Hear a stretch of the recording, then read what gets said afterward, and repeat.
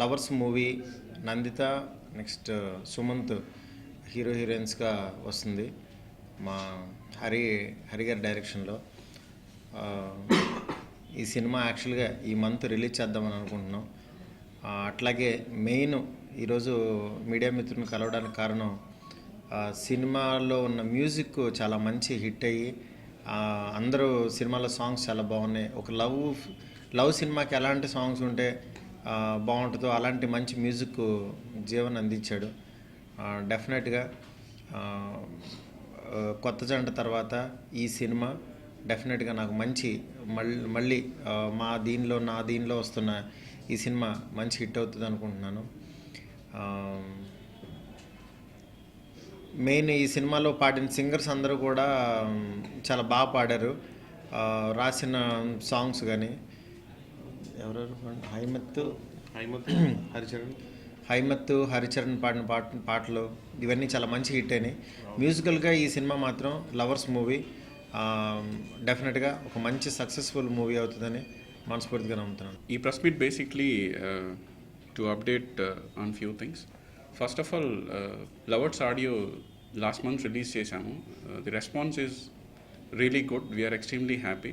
After a long time ఒక మూవీలో 6 songs ఉంటే ఆల్ 6 సాంగ్స్ హిట్ అవటం it's a rare thing and I'm extremely happy for that.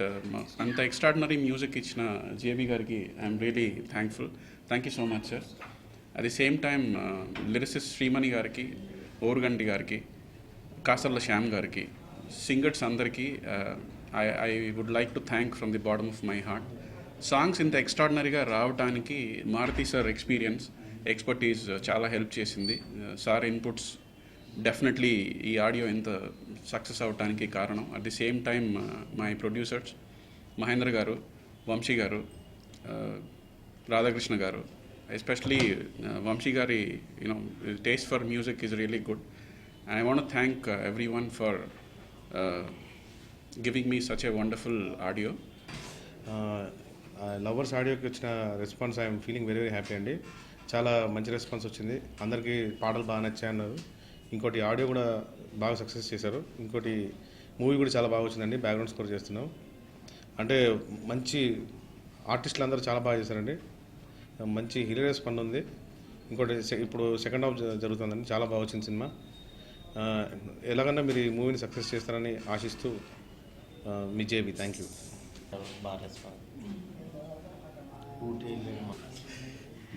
కూడా చాలా బాగా పెర్ఫార్మ్ చేశారు.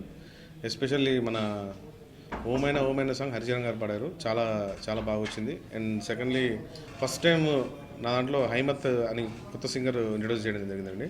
చాలా బాగా పాడాడు. చాలా బాగా వచ్చింది. అండ్ రాహుల్ లిప్సిక అండ్ రేవంత్ వీళ్ళు అందరూ చాలా బాగా పాడారండి. చాలా బాగా వచ్చినాయి సాంగ్స్.